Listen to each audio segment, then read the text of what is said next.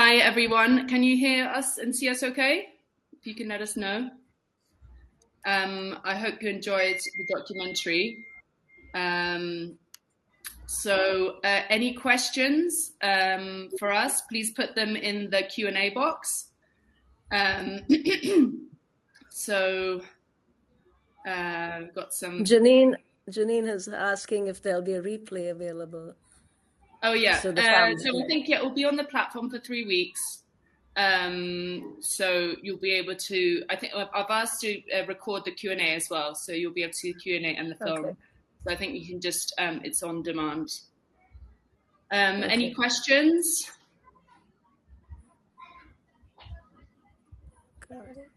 Well, I'd like to ask, Megan, Sabrina, Devansh, Kusuma, how they got into this documentary and, what the kind of how it developed. Was it something else? At the beginning I say kind of start on this journey, but you end up somewhere else. How was that for you? Did you start somewhere and then end up somewhere else that you didn't expect? Can you tell us a bit about your experience studying with Megan? Yeah, I tell people that I just fell into this by accident. If it wasn't for COVID, I would never have got involved in anything remotely close to. I might have done research, but not presented a documentary. I have no experience really in film. So it was great and still bizarre to see myself on the screen, but such a great experience and something my kids can be proud of and show their friends. And I'm grateful to Felicia for this chance, and strangely to COVID. It was a bad time for so many people, but for me it was an opportunity. Yeah. What about you, Sabrina?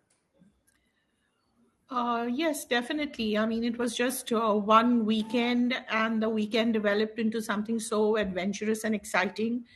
And it took you along some terrains, like we did Satara, and then we did Mahabaleshwar, where we tried to look for the old house of Mermanjan. So all of it was interesting. And even like what we contemplated, there was so much more to where our thoughts went besides what actually was found. Like, as I said, the Quran reader, we were trying to locate his grave if possible. And, that 28-year-old boy who was reading the Quran to Mermanjan, you remember, we also thought that we might go to a cemetery, a Muslim Qabristan, and try to locate his grave, and maybe that will throw up something. So you really have to not only look in a very logical sense, but look all over, and, you never know what you get. Like, in order to find out, we also spoke to other Pashtuns to figure out what life would have been for Mermanjan, to recreate, like, what would she have felt? What would she have, you remember, we spoke to Nadia, a Pashtun friend, not exactly Pashtun, but to figure out what the tribes are all about. So all in all, even coming to Bombay, we did a research for her case in the High Court, and then we found that it had been withdrawn, and therefore it wasn't recorded. That also was a discovery, the fact that it was withdrawn. She withdrew it. So all of these things, like, as we went along, the story kept changing and evolving, and it was very exciting. Even finding the memorial of Thomas at St. Thomas's Cathedral was another piece of excitement. Because we've always lived here. We think we know every stone of Bombay, and then when we say, oh, here it is, and we didn't even look at it. So I know. That was fabulous, yeah.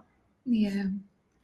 So I'll just continue the talk. My personal experience is that first, when I heard about the story that there was this Afghani princess who came all the way from Afghanistan to India for the love of her life, I mean, it kind of felt like, I don't know, relatable, because I've never been outside my birthplace, my hometown.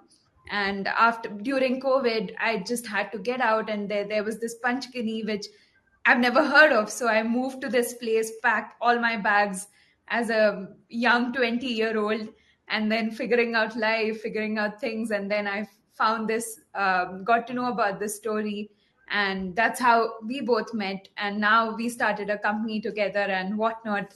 And now we're together also. So, yeah, it's been a beautiful experience. And this was actually one of my very first documentaries that I worked on, which kind of turned into a detective documentary when we went to the graveyard and found that it was opened up. And then, So an interesting tidbit about that was that what wasn't shown, after we realized that the body is missing, we actually did a little digging and we went and asked around, and we found out that there is now a park which has been built over where the body actually is right now. what I mean, yeah, we never Yes, know that's what they said to us. So we kind of roughly know where it is, but there's a park over the graveyard right now. So that is one interesting too thing many for me. rumors, too many, and also the whole shoot in her house, the Raja Aund house, which is, I think he bought it from Mermanjan, if I'm not wrong, please correct me. Yeah, that was a beautiful experience where she was there. We know that, and we could feel her presence there, and it was just such a beautiful experience. Thank you so much, Megan Auntie and Felicia, for this. Yes. And yeah, it's a beautiful, powerful story, actually. What a woman. Yeah. Just Yeah. a side note about the house. It was owned by this East India Company officer called Bolt or Bolts. And then the Raja of Aundh bought it over. But I remember going down that driveway with both of you, Kusuma and Devansh. And then Devansh actually asked the caretaker, because, you know, they don't talk to women. They had a chat with him and said, yeah, this is South View. And then the Taj apparently has bought the property, and the work was stalled because of COVID. The Taj is this huge 5-star hotel chain. And now I believe the work is ongoing, and they're probably going to build some resort there. Yeah. Yep. Yeah. I don't think there's any progress. Like, we did ask around a couple of years ago. I don't think there's, Okay. it's still Still like that. still like that. As of now, yes. As of now, yeah. Paperwork. Yeah. Yeah. Yeah, well, I want to thank you guys as well for, help making the story something else that it wouldn't, if I had gone to India, which the original plan was that we would go to India. We were crowdfunding for us to go to India. COVID happened. Travel was out the question. But actually, I think it made it a better documentary because, you guys have the local connections, the language to talk to, people, the caretakers, and you were probably able to find out so much more than I would have myself. As a white woman from the UK, they probably would have closed many doors to me. So I think, you guys doing the research and filming as well, doing the remote filming was also another a new experience for us, trying to kind of, convey our vision, and you guys did it so beautifully. Was made it into a much richer story, I think, in the end. And so thanks you guys as well for contributing your part and your vision, and making it such a rich, diverse film as well. So there's a question here from Janine. So my own grandma was a friend of your great grandmother, Felicia. Did I get that right? Yes, they met in Mablawesha, which is kind of where the story started, because I found in the diary that she wrote, I thought it was in Mablawesha because that's what it said in the book, that they'd met there.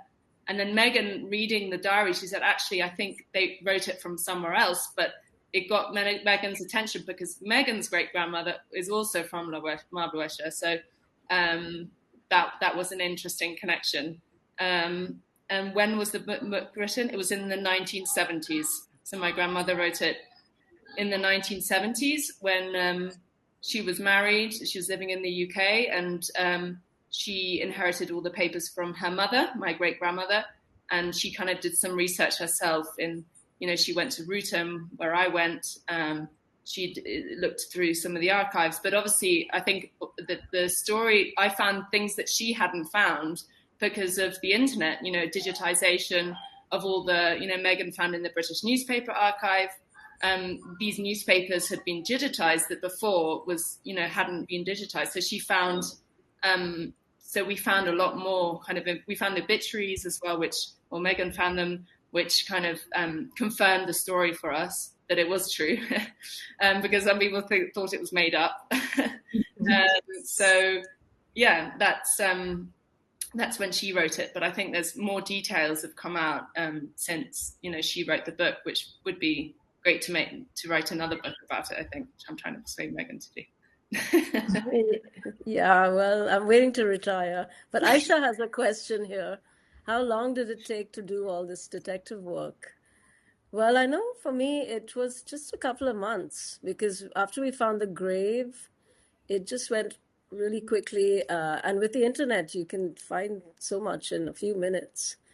But much of it was on the spot when we were filming, like that south view. That was the moment I actually noticed that the house was there, and then we made connections with this Raja on the gate post that we saw, and then we went there.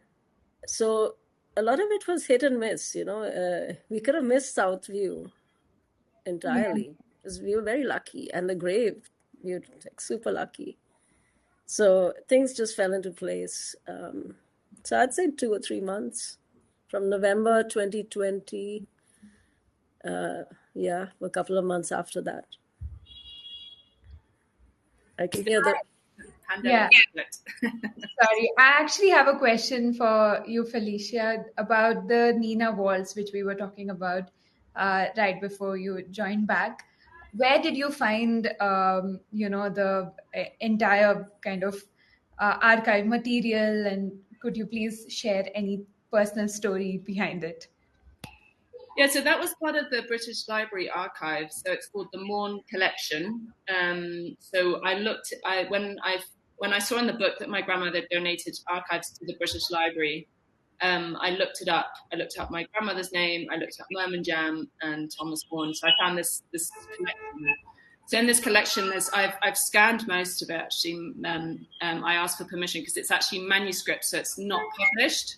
So it's actually, I don't actually have permission to reproduce it, but they said we doubt anyone is going to make an issue about it. So they kind of let me, but they said, like, if there's any problem, that's your problem. So yeah, it's so there was a whole, like, that's in this archive. That's where I found all these drawings that you see in the documentary as well. So like the ink drawings, the watercolor paintings. I'm not sure who did them, whether it was Mermanjan or Thomas, but it might have been both, actually, because I think he was an artist and then she started painting as well.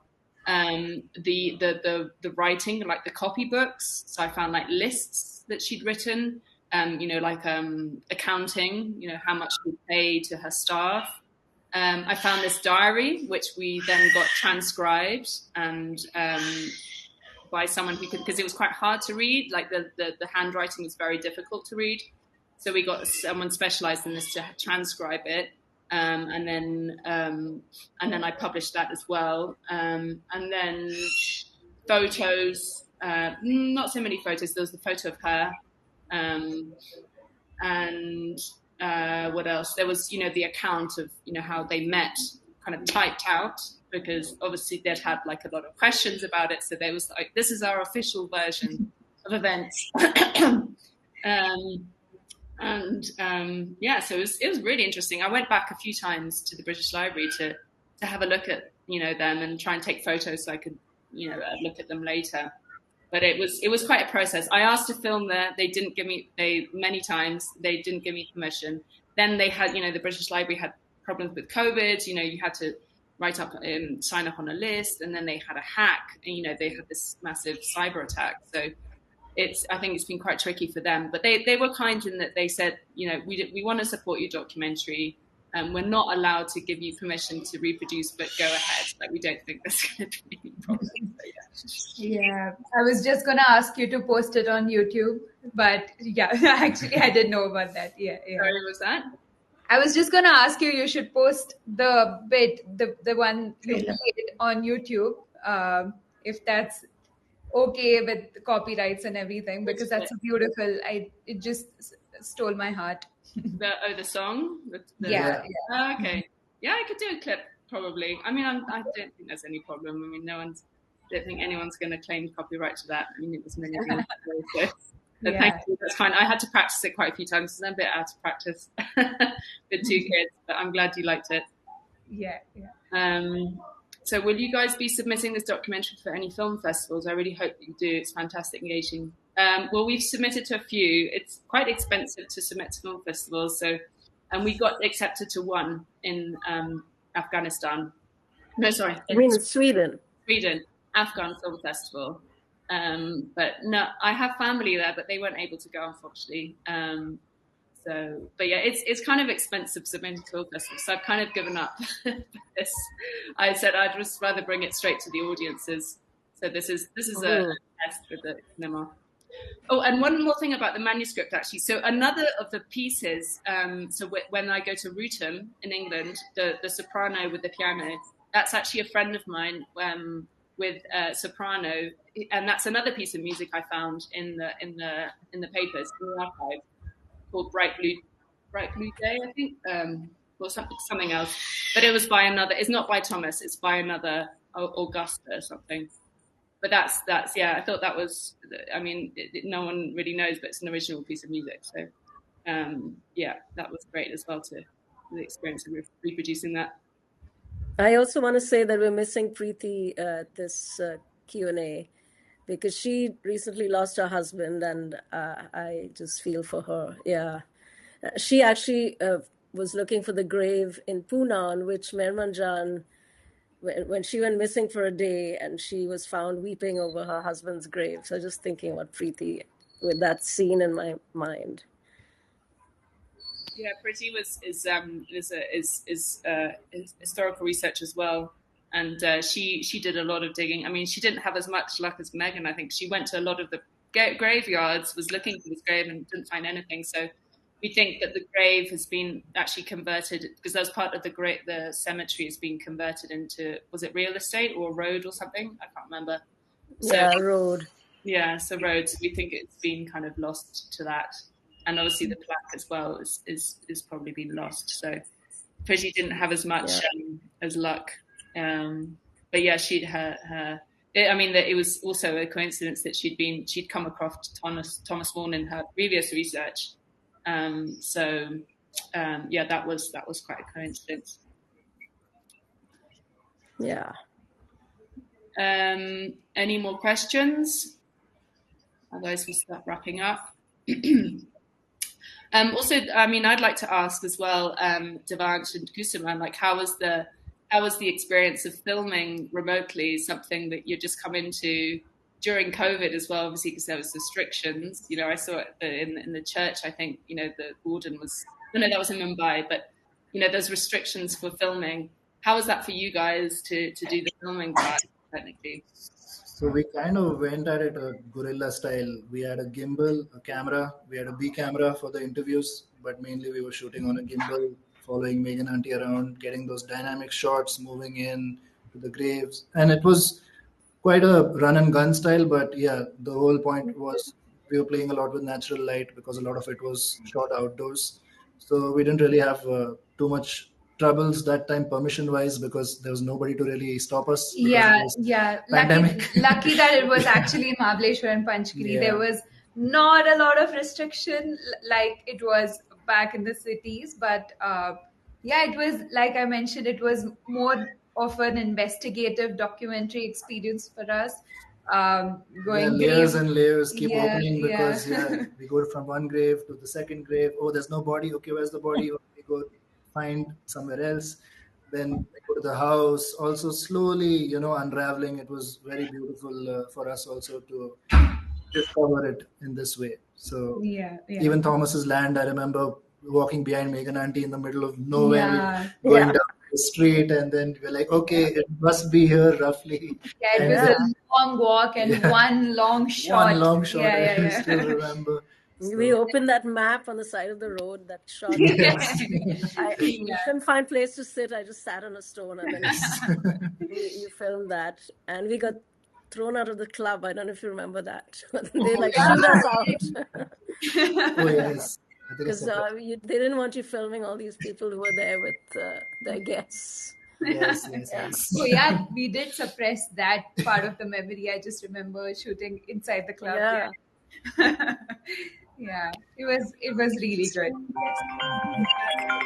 That's one of my favorite Sabrina. sequences, I think, when you walk through that stuff, because it's, I mean, and my friend here said as well, she was like, you really felt like you were taken through these spaces that, you know, you probably, as a tourist, you wouldn't go to, and you're kind of seeing a glimpse of, you know, everyday India in, you know, quite a poor neighborhood. So I think it really like took you on a journey through these neighborhoods and spaces and the, you know, everyday people really. So I really like that sequence. I think it was one of my favorites, definitely.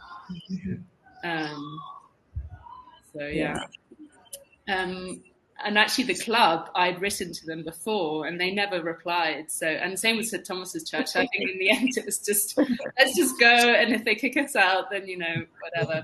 But sometimes just have to go for it, you know. Leonard Herzog, it never gets any filming permits. So there you go. Yeah. It was fun. It was super fun. Oh my God, it was super fun. Yeah. Yeah, it really comes through. So any more questions? Otherwise, we'll start wrapping up. I'll give it 1 minute more, and then we'll wrap up. So, as mentioned, the film and hopefully the Q&A as well will be available for on demand rental. So yeah, if anyone else wants to see it, then we're going to test it for 3 weeks.